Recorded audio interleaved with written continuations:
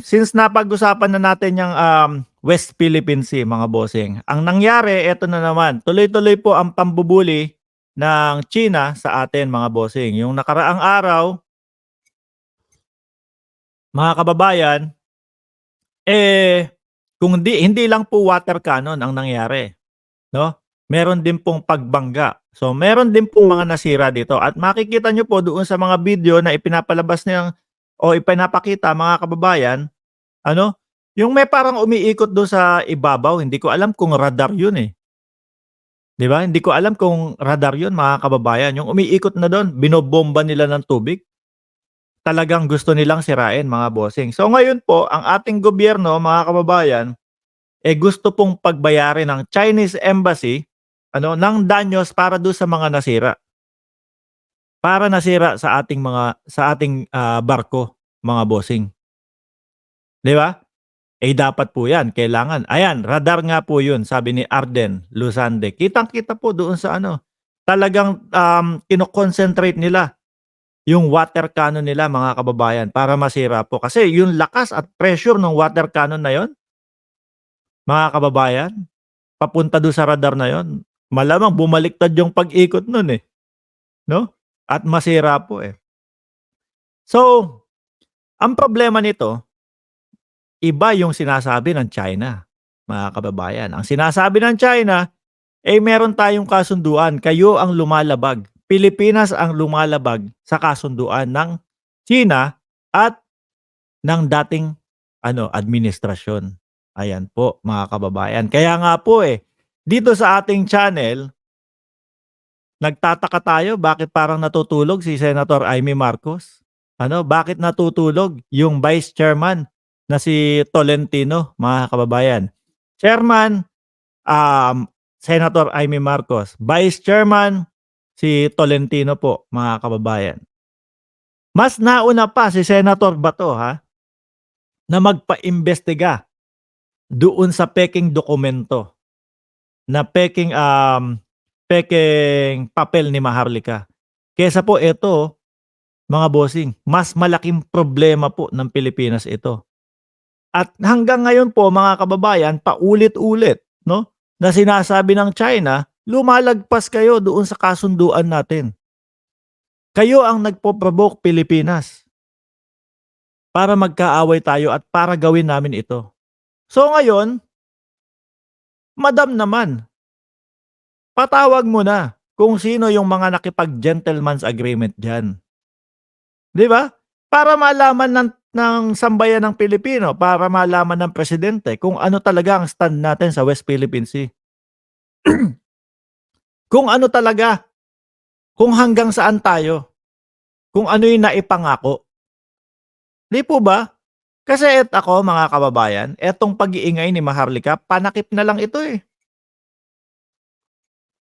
Panakip na lang ito, kaya nga po ang sinasabi ng taong bayan, yang ginagawa ni Bato na yan, sarswela lang yan.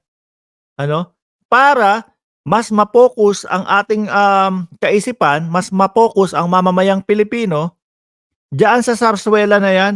Biruin mo mga kababayan, yung diyan na lang po, yung kung pagbabangga-banggain mo yung mga tao, yung si Morales, anak ng tinapa. Ano credential nun?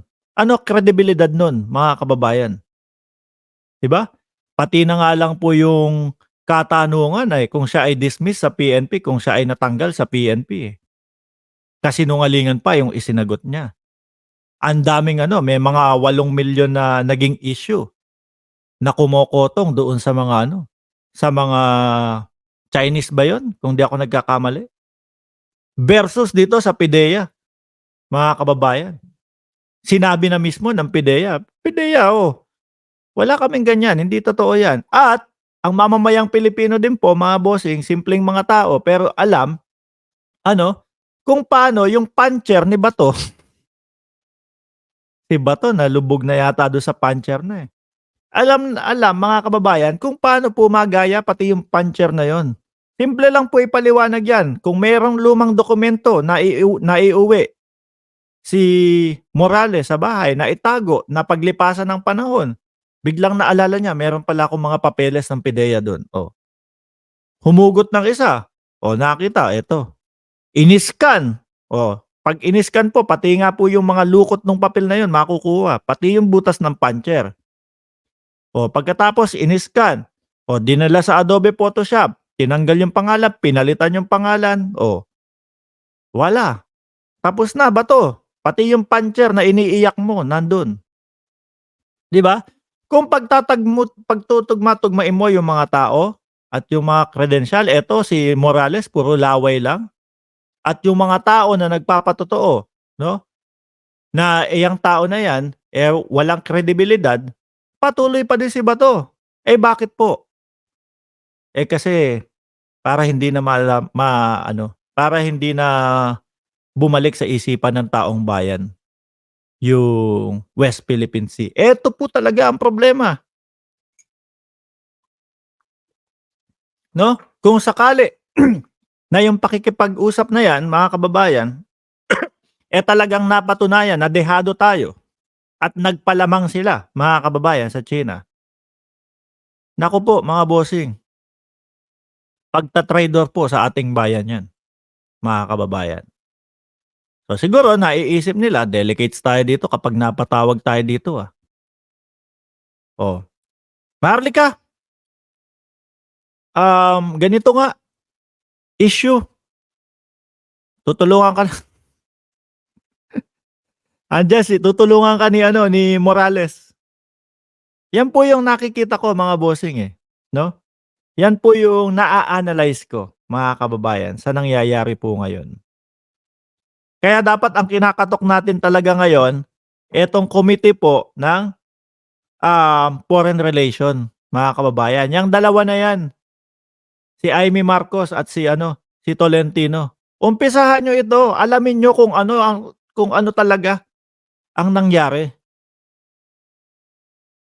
Kasi hangga't hindi niyo inaalam yan at hangga't hindi hinahalukay kung ano talaga ang nangyari diyan, patuloy tayong gaganyanin.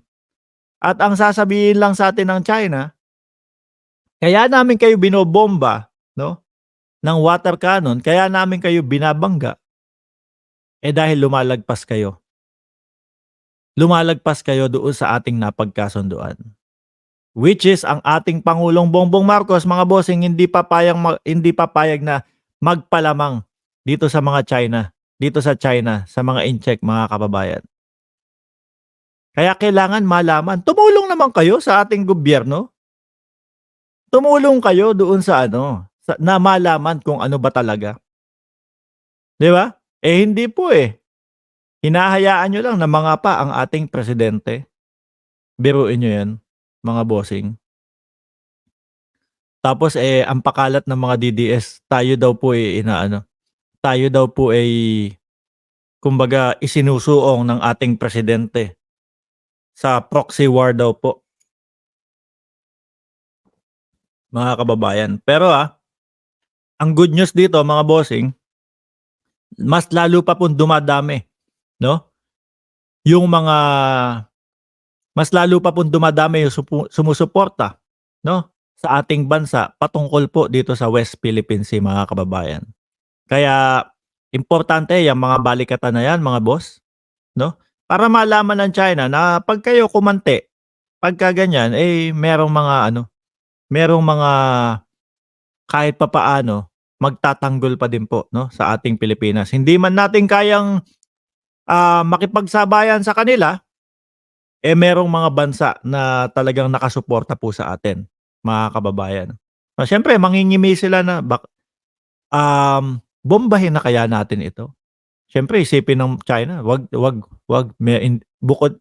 bukod sa kumbaga hindi nila kaya tayo ng Pilipinas, pero may mga bansa na nasa likod niya na nakasuporta na kaya tayo, 'di po ba? At 'pag nagsama-sama 'yan, tayo ang lusaw.